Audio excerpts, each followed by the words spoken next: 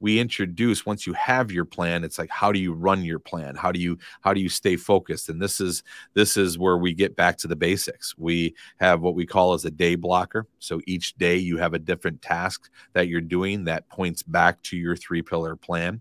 You then have, you keep track of a scorecard, and we have the Agent Rise Planner. And so you keep track of your goals and your metrics the scorecard that we put together for you.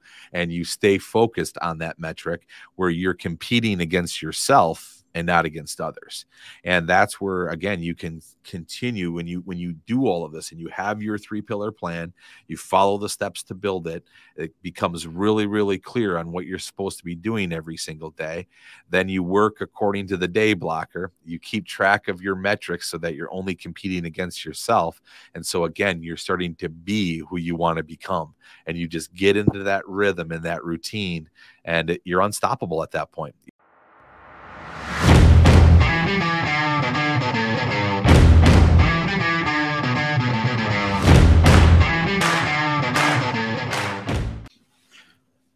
Ladies and gentlemen, I am here with Neil Mathweg. Now, Neil, you don't really need too much of an introduction. I'm sure everybody here right now knows who you are. But for anybody who happens to be living under a rock and for some reason doesn't know who Neil Mathweg is, let me introduce you, my friend. You are the host of the Agent Rise podcast, which is, in your words, a weekly pick-me-up for real estate agents. You are the creator of the Agent Rise coaching program, which helps you become the best version of yourself, both personally and professionally, in 3 phases: assessment, learning, and coaching. You're the author of Agent Rise, which is a real estate agent's guide to building a career that you love. You run the Agent Rise Summit, as well as the Summit Inabox for those that can't make it. And if there's a recurring theme that anybody listening to this is hearing, it's that the word rise keeps on coming up. It's Agent Rise podcast, Agent Rise coaching. So what is this Rise brand, and why was that the word that you chose that was going to dictate everything that you do? Oh, thank you so much, Oliver. I'm just honored to be here, brother. I appreciate you reaching out to me and having me on your show. And I love what you're up to. You're just showing me some of your new tools here, and I'm fired up about them, and I love them. And Agent Rise all started. I had an identity crisis for a long time. All I'd wanted to do is I wanted to help agents, and so after 13 years and after selling over 1,000 homes personally, I took a love to working with agents and to helping agents grow their business. And I started out calling it Round Box because I thought that every coach program needs to have a box and it needs to have kind of a system, but agents get stuck in that box, and their box needs to be round. It needs to be allow for their own personality to play in, their own strengths and their own everything that they've got going on in their own market, right? And so it's not a one size fits all. So I kind of went through an identity crisis trying to name my program, and one day I just thought, really what I'm doing is I'm trying to rise up agents. My heart has always been for the new and the stuck agent, the agent that just doesn't believe it's possible, but has a dream, but they've lost hope. An agent that doesn't have a clear plan. They're all over the place, and they're trying one thing one day and another thing another day, and they've got the worst case of shiny object syndrome, and they just can't seem to hit their mark. But when we get a clear plan that's congruent to you, and you've come alive in that plan, you literally rise up. And so the name hit me, Agent Rise, and it stuck. And that's why we call it Agent Rise. Right. So kind of correct me if I'm wrong here, but I think the underlying notion behind the word rise is you are rising. Obviously, it's going to be as yourself. And that kind of malleability in terms of your approach means we're not going to turn you into this agent that does this and does that. It's who are you? What are you? What are your strengths? What are your weaknesses? And again, you're going to rise up, but you're always going to rise up as yourself. Amen.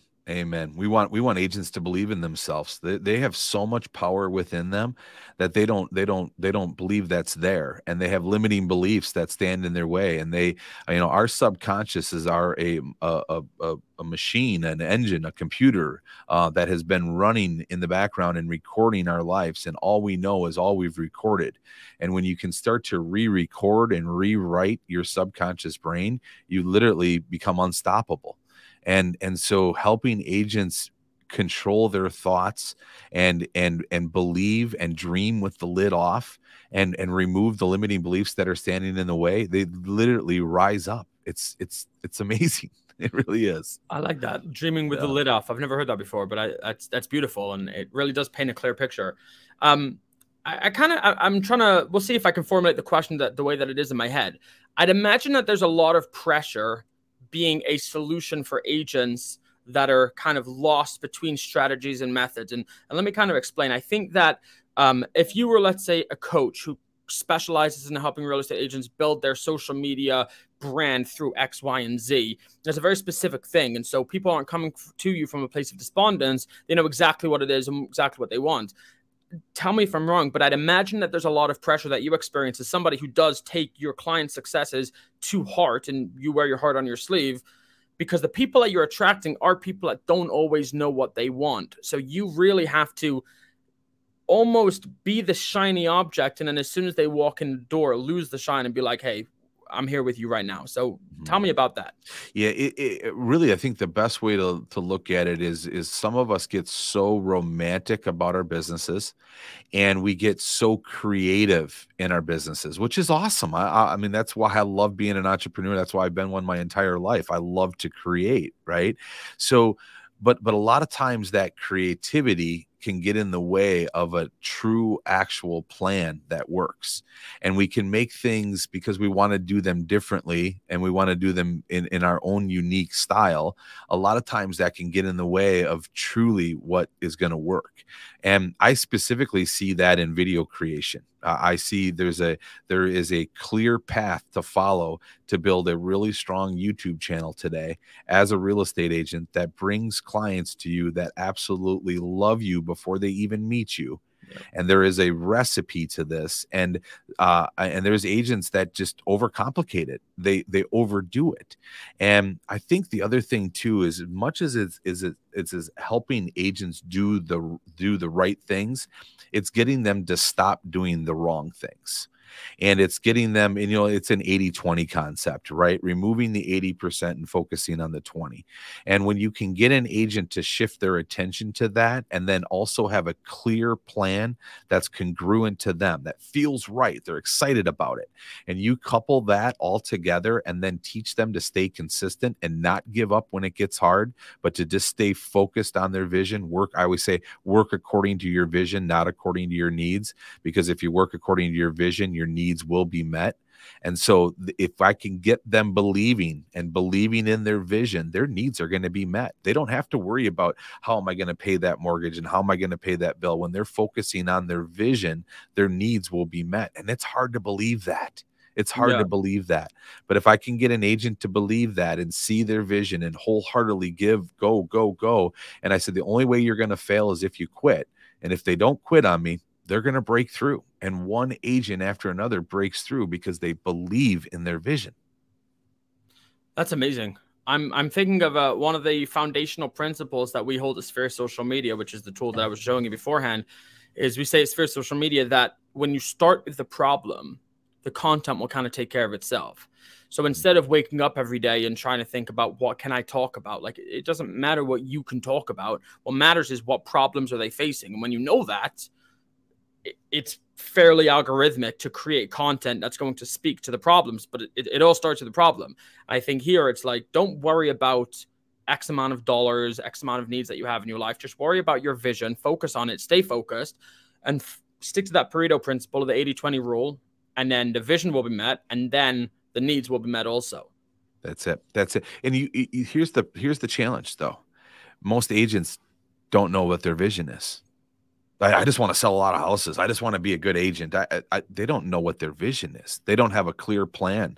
They don't know what they're going to do every single day of the week. And some of them, they just talk to the agent in the office that's successful, that has a plan that's congruent to them. But that plan isn't congruent to the agent that's asking them. right? It's congruent to the agent that's succeeding. And so they try to match their plan, and they're not the same person. They don't, like when I started, here's an example of this. When I started as a real estate agent, I was an entrepreneur before I was a real estate agent. So I started a screen printing and embroidery business when I was in high school.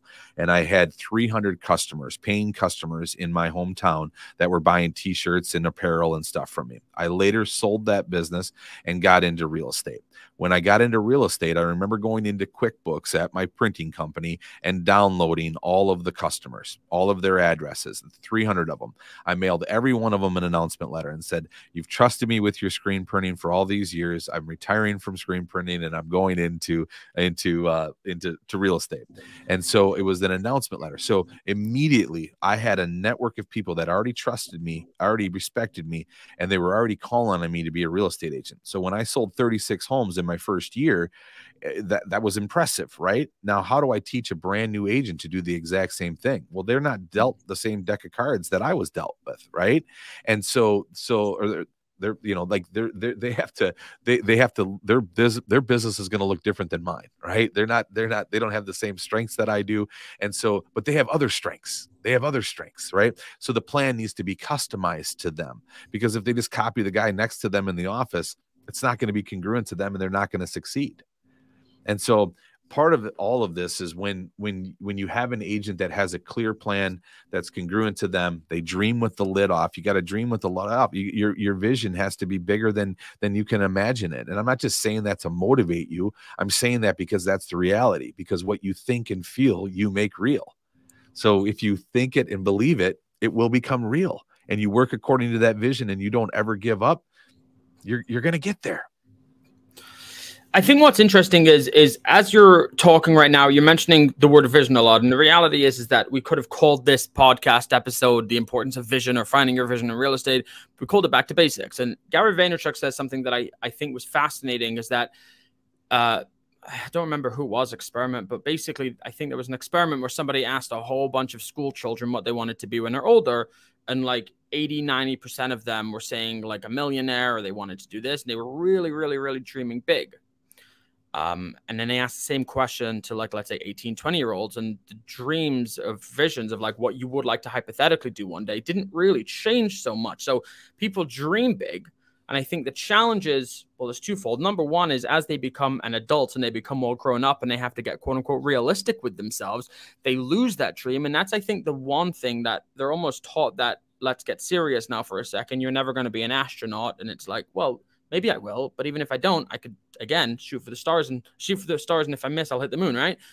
I think it's shoot for the moon, and if I miss, I hit the stars. But I think what I think people lack is when they get really focused on what that vision is and they believe in it, which is what you were saying, the next logical and natural step is to create a plan where you focus on the basics that will get you to that goal, and then actually reaching that goal, which is why we're calling this podcast "Back to Basics," because the vision is kind of where it starts, but it's the focus on that vision and creating a plan of attack to identify what are the 20% of actions that I need to be taking. What are those basics? So let's look at you in your life. You lost 100 pounds. This is the first time I'm mentioning this on the show, but again, most people will know that. You lost 100 pounds, and that is a massive result. But the changes that you made were not massive changes. They were simple. And again, I'm using the word simple on purpose. They weren't easy, but they were simple. So how did what were those basics, and how did those basics turn you into this new and improved version of yourself? Mm-hmm.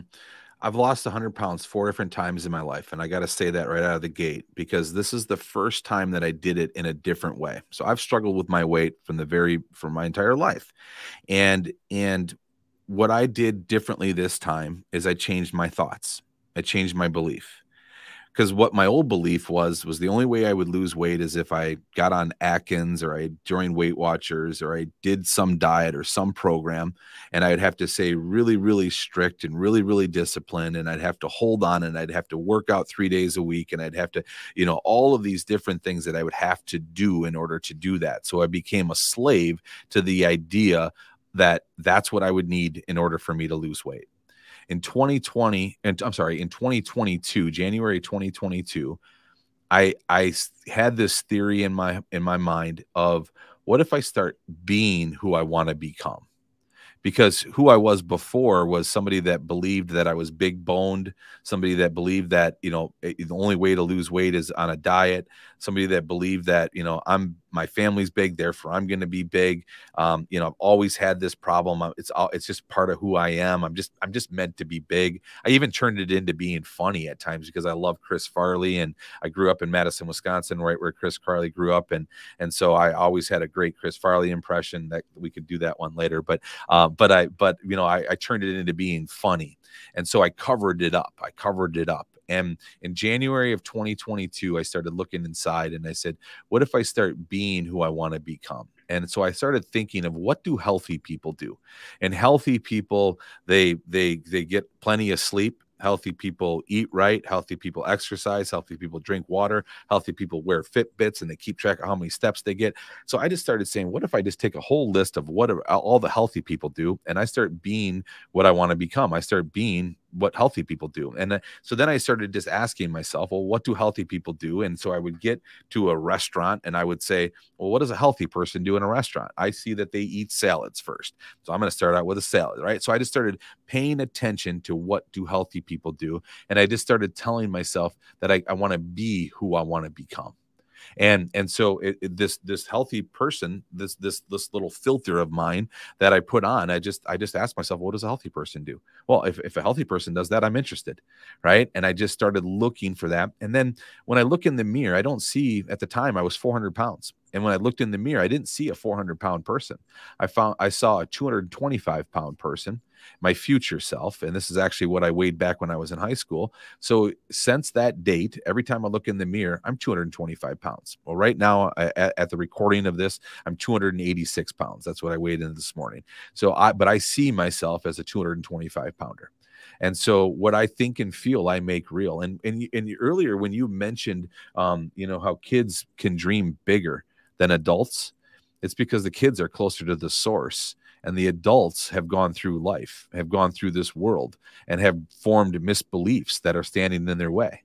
But when you start to remove those limiting beliefs and you get back to that childlike dreaming ability that we all have, and we're closer to the source and we can dream big, I'm telling you, I have conversations with my 8-year-old son right now that just blow your mind about what he's dreaming about, and it's speaking to me. It's teaching me. I'm thinking I'm here to teach my kid, and my kid's here teaching me because he knows how to dream.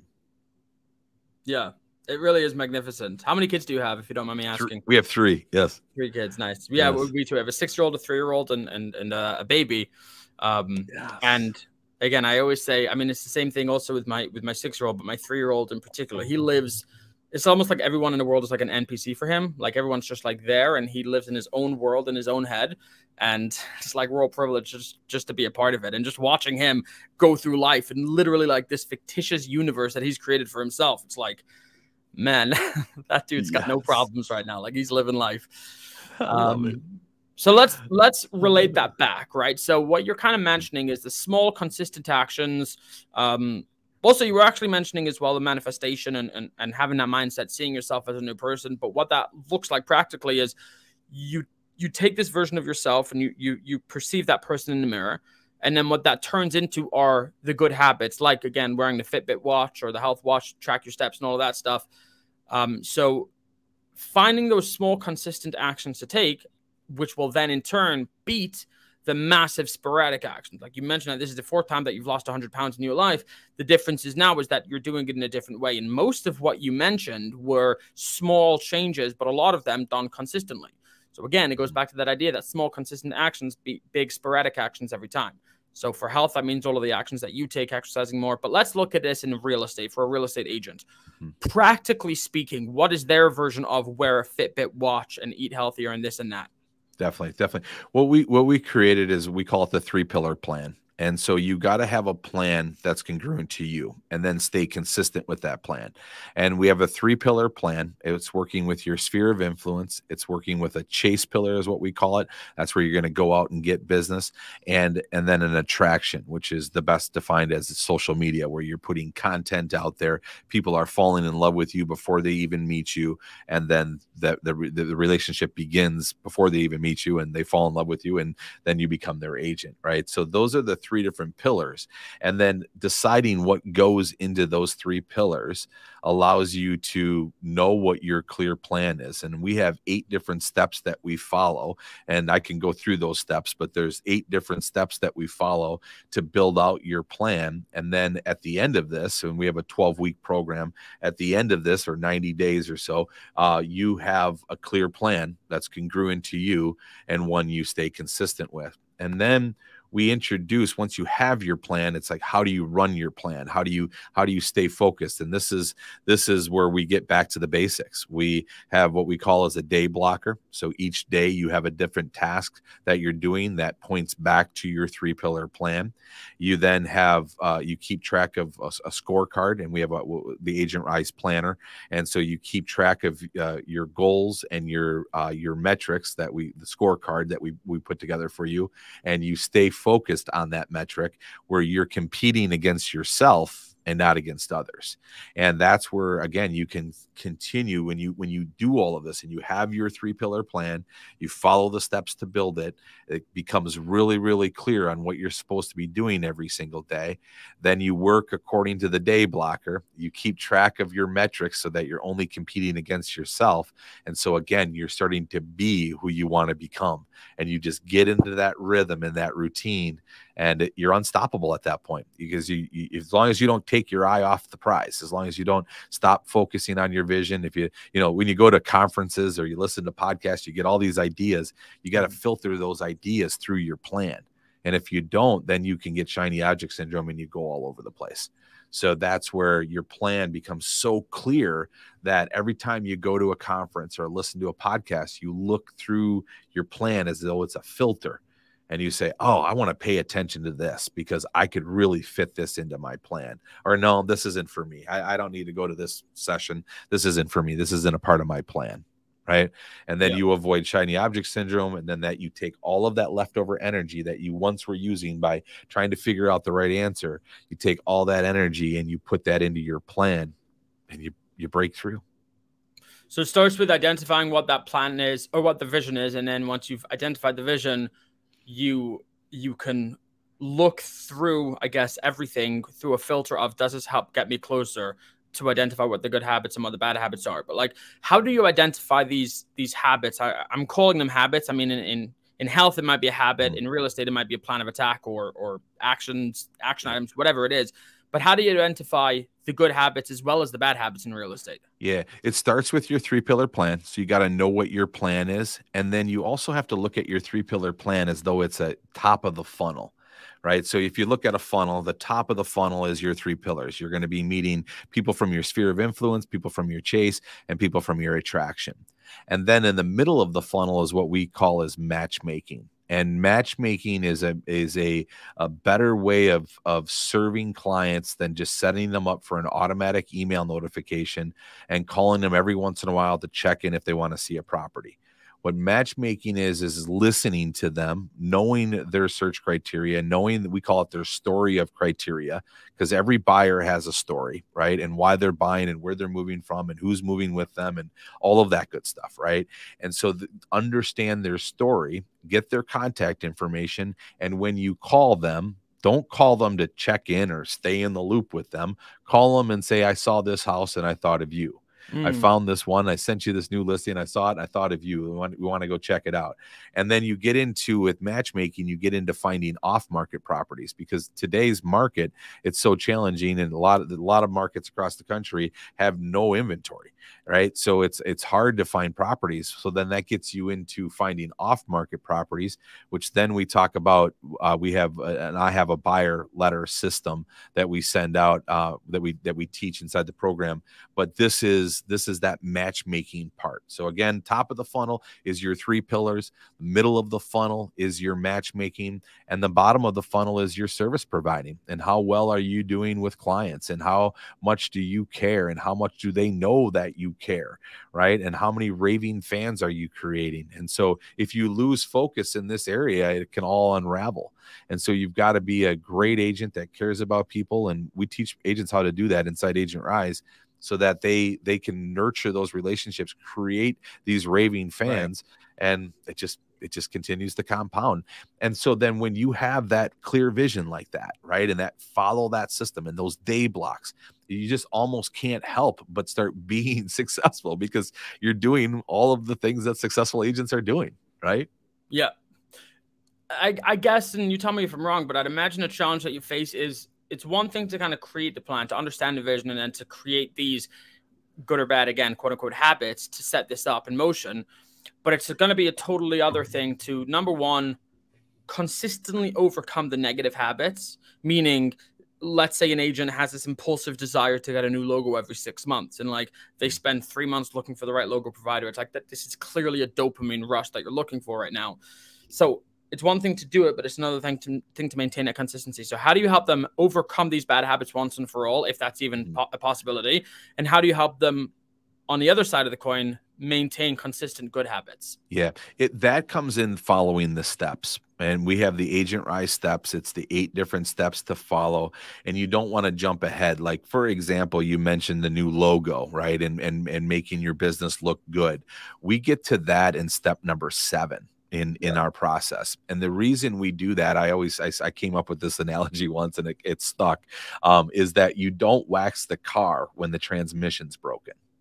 Right? If your car is not running, you're not going to be out there spending time detailing the car. You're going to figure out how to get that to the shop to get that transmission fixed, right? And so the same thing with your business. Don't wax the car. Don't make your business all pretty, and don't worry about the logo and the brand and all of that until you fix the transmission, until you get your business running. You got to get the announcement letter out. You got to get your database built. You got to start sending newsletters. You got to get your chase pillar built, and then get systems in place. And then you start to attract agents with your logo, with your brand. I'm sorry, we don't attract agents. You attract buyers and sellers with your brand, with your logo. But again, don't wax the car when the transmission's broken. It's all in the steps. Right. Okay, it's all important. Like, branding's important. Don't get me wrong. I love a good brand, and it's really important. But I'm telling you, there's relationships as your brand. So the brand comes later. The marketing comes later. Build those relationships first. No, so even like with my my 3-part framework was brand, automate, scale, right? So brand, I didn't call brand branding. The first part of branding was identity. The reason I took care of it first was basically just say, let's remove this from your head right now. Let's just get a brand out there. And then you can stop thinking about it. And I have my designers. But now it's like, okay, let's get to the good stuff. Let's look at messaging. Who are you? What makes you different? Who are you trying to attract? Choose your ideal avatar. And then it was an extensive amount of time figuring out the type of person that you're trying to attract into your ecosystem, which will then direct and dictate the content you're creating, right? The emails that are going out, the way that you present yourself, and the way that you, because you mentioned beforehand, there's this letter formula that you have when you're speaking to buyers. Like, I think it's the challenge I think agents oftentimes will face is, I know in my head, or maybe not in my head, I know subconsciously who I am. I know things about myself, but I don't know how to translate that into the real world, right? Or I do care about my clients, but I maybe show it in a different way. So it's like, how do I take me, myself, and I, and everything that embodies me and encompasses me, and create a succinct, concise, and comprehensive brand that lets you know who I am, that is true to myself, that attracts the right people, and all of these steps, I think, and it has to differ per person, which is why, again, I like it that you're calling it the RISE program. But the challenge is, it's like, how do you be the best version of myself? Not what is the one-size-fits-all approach that everybody has to take. It's what is the framework for how I can become the best version of myself. And now that we have the framework, let's look at it, break it down, and see what that means for you. Because your framework, even though the framework is exactly the same, but the contents of it will look entirely different than mine. So let's look at the real estate market moving forward, right? I think the challenge is nowadays, it's almost like every 6 months we're like talking about a whole new market and shifting, and it's up, and it's just like no one really knows. Everyone's trying to make predictions, and everybody maybe has metrics and everything to back up their predictions, but nobody really knows. But at the end of the day, what we do know is that the agents that focus on these basics will be successful regardless of what happens. And maybe they'll be more successful if it's a time of feast versus a time of famine, but the agents that take care of the basics will be okay. So what are your predictions for the real estate market moving forward, both in terms of the market itself and in terms of the agents that are going to be in the market? Are they going to stick around? What are your predictions? Definitely. I think what it really comes down to is what you're focusing on. right? Like I look at the market, and this is, you know, a lean market. I compare this to the recession of 2008 to 2011. It just looks a little different, but the number of transactions that are available are similar, and it's really hard for buyers to buy. Home affordability is just as worse as it can get, and I just don't know where that's going to lead. But what I do know is that there are still people that need to buy and sell real estate. And I look at that and say, where are the areas? We're no longer in a want to move market. We're in a need to move market. And so who needs to move? And in that scenario, it leads me to working with seniors.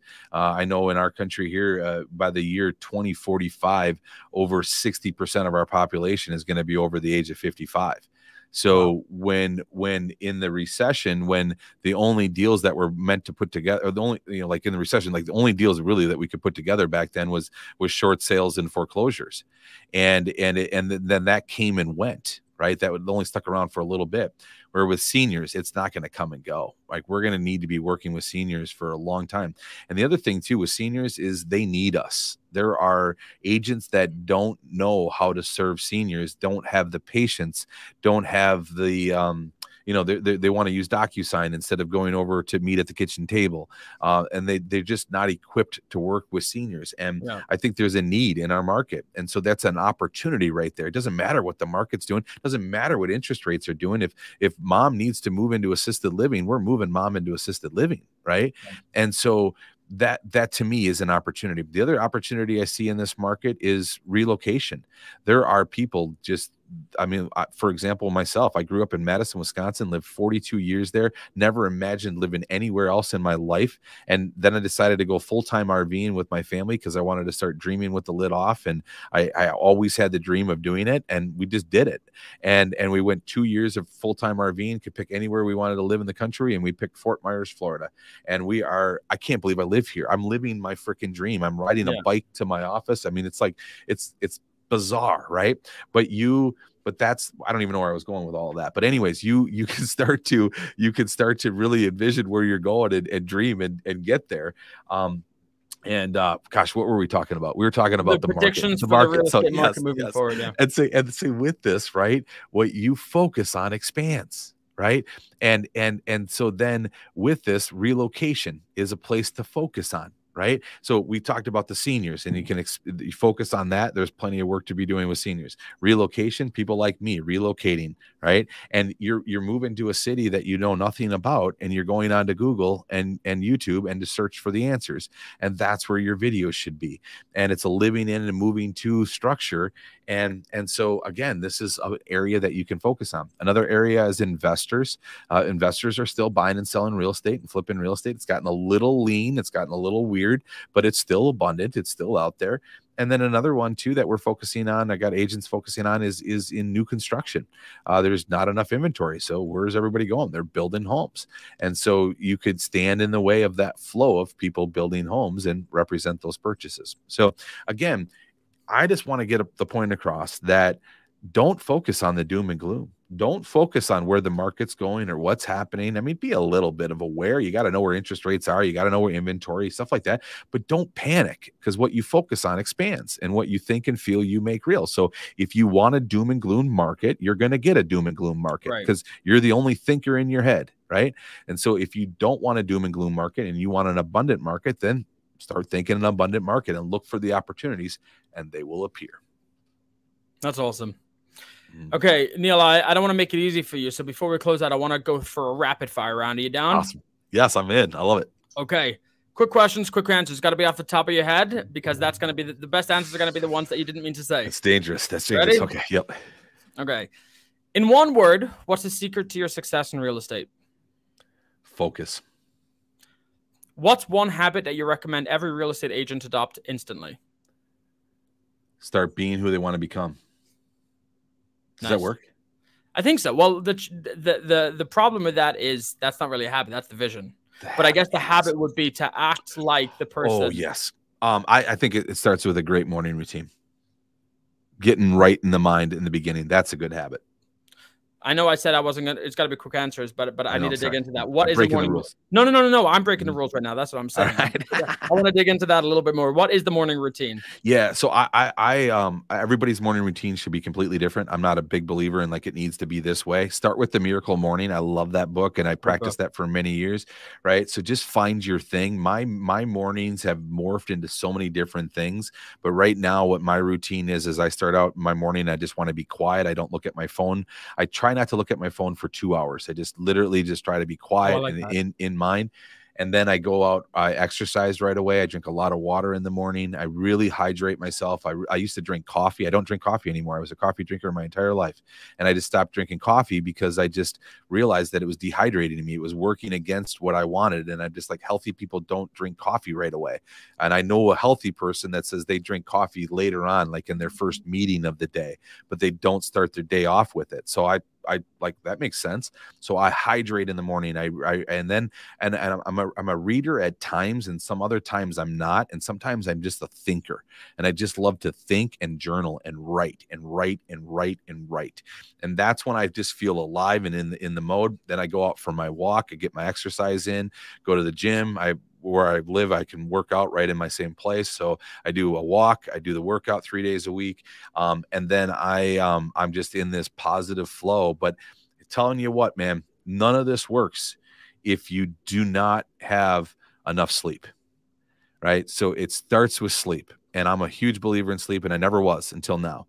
And I'm a believer in sleep. So it starts with sleep, and then it also starts with getting me into that positive flow. And if you ever want to Google something on this, it's called the emotional guidance scale. And an emotional guidance scale is just a list of positive emotions and a list of negative emotions. And I really, in that thinking period of my time in the morning, I just really think myself into a positive place. And so I practice that. And if I have stinking thinking going on or negative things going on in my life, I'll let those, I'll pause on those. I use some different affirmations that I'll just say, all is well. Everything is working out for my greater good from this situation. Only good is going to come. And this practice allows me to quiet my mind. And then when I quiet my mind, the answer always appears. So whatever last night I lost my battery to my new electric bike that I'm all excited about. I lost my battery charger to it. Literally couldn't find it. We searched the entire house. I thought it got thrown out, and I was just super frustrated.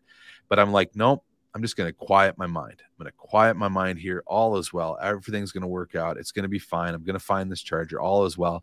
And then later that night we found it, right? But that's an example of, you can get yourself into a frenzy and you can get all pissy and mad and angry and start blaming people in the family, and you did this and you did that, and where's my charger? Or you could just relax, right, and calm the mind.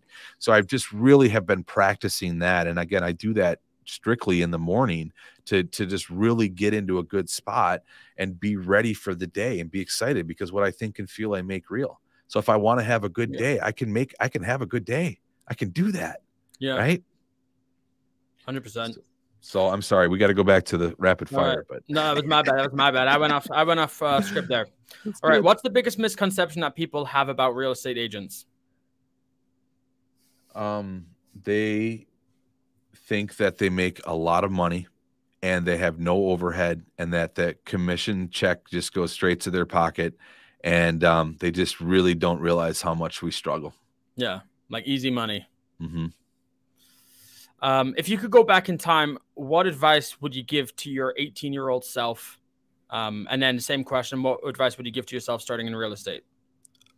18-year-old self, I would have just said, stay the course. There's so many different things that I tried that I was on to something and I gave up way too early. And so I would just say, stay the course. Because the reason I preach so much about, working according to a vision and sticking according to the vision, because every area of success in my life, I went through a breakdown before the breakthrough. And in areas that I failed, I quit at the breakdown point. Right. Yes. And so I feel that in my core. I feel that I don't want to cut you off there, but I always say, it's like when you're at the lowest point, find a way to get through that, because it's gonna change. But when you're feeling like, oh, this is so bad, like it's a despondent, it's like, man, that's it. It's not getting worse than this. So just keep going and Sorry, I didn't mean to cut you off there, but I No, felt but that. you're onto it. That's exactly it. Yep. Just keep going. It's the 3 feet from gold or 2 feet from gold. That's in Think and Grow Rich. I mean, it's really that theory. Like, just don't give up. Yeah. Mm-hmm. So what advice would you give to your younger self starting in real estate? Gosh, I really, when I hit the ground running with real estate, I really don't know if I would change much. I really am proud of the way that I did everything. I focused. I knew that I needed to reach my sphere. I knew that I needed to reach out and get some leads. I called FSBOs and expireds right away and didn't like that, but I thought that was the only way. And then I fell in love with open houses, and I found my way with open houses. And then to date myself, social media wasn't even a thing when I was selling real estate. So I started out blogging back in the day. And so, just knowing that I had that clear plan, if anything, maybe I would have started earlier. I didn't start till I was 23 or 24. So maybe if I was 18, I would have said, start now instead of waste. But I learned a lot in the screen printing business too. That led me to where I guess I don't have much regret about starting as a new agent. Yeah. That's why I love coaching them too, because I feel like I know the path. I can help them.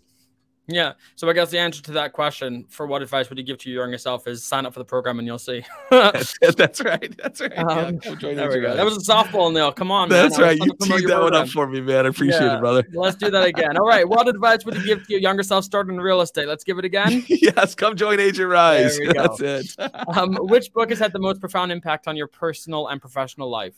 The Gap and the Gain, without a doubt. The Gap and the Gain by Dr. Joe, or no, who is it? Dan Sullivan and gosh, how do I not remember his name? Benjamin Hardy. Massive name. So. Yeah, Dr. Benjamin Hardy. Dr. Benjamin Hardy and Dan Sullivan, they wrote The Gap and the Gain. They also have The Who Not How, and their new book that I just love is 10x is easier than 2x. But the Gap and the Gain is a life changer, and I have every member that joins Agent Rise. It's a mandatory read. And then the 12-week year is another one of my favorites. And Think and Grow Rich, and just any mindset book. I mean, there's so many amazing mindset books. Also, to tap into Dr. Joe Dispenza too, man. That guy is on fire, and he is just releasing so much awesome content on the power of our mind and the power of our brains, and just how we can heal ourselves. I mean, there's just so many amazing things we can do. It's so powerful. So that I get fired up when we start talking about books. I like that. Yeah. A couple more. What's one thing on your bucket list that you still have yet to do?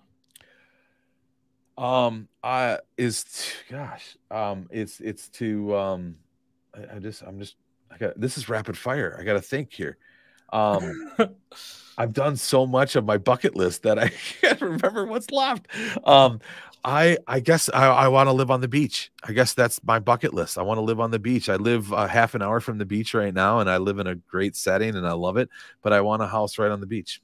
I was going to say your life has basically just been a literal commute to get closer and closer and closer to the beach, and right, you're pretty close. You're only half an hour away. That's right. That's right. Maybe in about 5 years we'll do another podcast, and then you'll be like, I don't know, I've done everything on my bucket list.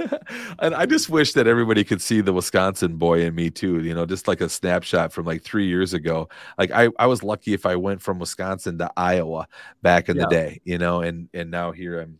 It's now crazy. You're living in Florida wearing a Hawaiian t-shirt. That's right. Yep, there's not a whole lot of Wisconsin. You're just, you just scream farm boy. That's right. That's it. Yep. All right. So, let's get to the tough ones. You ready? Yes. What are you afraid of? Getting in my own way. I'm afraid of I have these, worry thoughts, and I have anxiety and stuff, just like every other human, but I allow it to get the best of me. And so I'm afraid of letting that get the best of me. And it's again, going off script here, but that's it's an ongoing struggle that you can, I'm assuming it's like a muscle. You can get stronger, but it's never like you've never done. Mm-hmm. Yep. And I think the other thing too is just not. I'm afraid of not being enough for everybody, right? I got a lot of pressure, coaching a lot of agents, and I really take responsibility for their success. And so you can let that weigh on you, because we know that success is a lagging indicator, and if they stay on track, they will get there. But there's some hard times in between, and it can really weigh on you. It can eat you up. So you got to just stay focused and dialed in, and It's tough because you got to, on the one hand, remove yourself, but on the other hand, not remove yourself too much, because that empathy and the personal investment in their success is one of the reasons that makes you who you are and so great at what you do. Yep. So it's kind of a tough balance. And then the last one is, what's your why? My why is I am just so passionate about helping agents succeed. And I just literally, we just got done with Agent Rise Breakthrough Week, which is a weekly podcast. It's a series of podcast episodes that we release of all of the, the recent agents that broke through with our program. And I cannot get through them without crying. I just literally, I get so emotional because I know the fight that is in each and every one of them. I know the challenges they went through. I know the ups and the downs. And then to hear them break through and actually build a business they love, it's just, that's my why. And so I just want to hit that on repeat over and over and over. And my family knows my why. My family supports my why. Like, we're all driven to do the same thing. And so it's just, it's exciting to be in tune with that. And it's also exciting I used to always say my why was my family. It's always bigger than that. Like, so, to me, it gets cliche by saying your why is your family. And, my family is everything to me, but it's like that's bigger than my why, right? Like, my why is what drives my business and what drives me to do what I want to do to help people succeed. And that, to me, that just motivates me to no end. Yeah. So Tony Robbins once said that it's not what we do once in a while that shapes our lives, but it's what we do consistently. And I think you're a walking, talking embodiment of that, as are your people and everyone in your ecosystem and your coaching program. And as such, I anticipate, and I sure as hell hope, that all listeners to the Real Marketer podcast right now are hearing this. And I understand it's a very scary decision to make an investment and to pull a trigger on their own success and, I don't know, their own future, because it's scary for so many ways. It's maybe a lot of money. What if it works? What if it doesn't work? Like, it's scary. But you, as like I said, a walking, talking embodiment of this, who've implemented your own lessons so many times, really, I think if there's anyone that somebody should be investing in, it's somebody who's done it in their own business and continues to do it every single day of the week. And hearing how you've spoken about not only your why, but also what you're afraid of, is the feelings of not showing up, even though you're giving 110% to everybody. What if that's not enough? And I think if you're going to, like I said, if you're going to invest time and money and energy into somebody, that's the kind of person that I would want to invest in. So all that being said, how can people find you and your coaching program? Thank you so much. And the best place to find us is at agentrisecoaching.com. Of course, we're all over the place on Facebook, Instagram, YouTube, all of that. But go to agentrisecoaching.com. Also, we have a podcast that we release an episode every single week, and that's at agentrisecoaching.com/podcast, or wherever you listen to podcasts. Okay. Thank you so much, Neil, for coming on the show. We really appreciate all your time. Awesome. Thank you again, Oliver. Appreciate you, brother.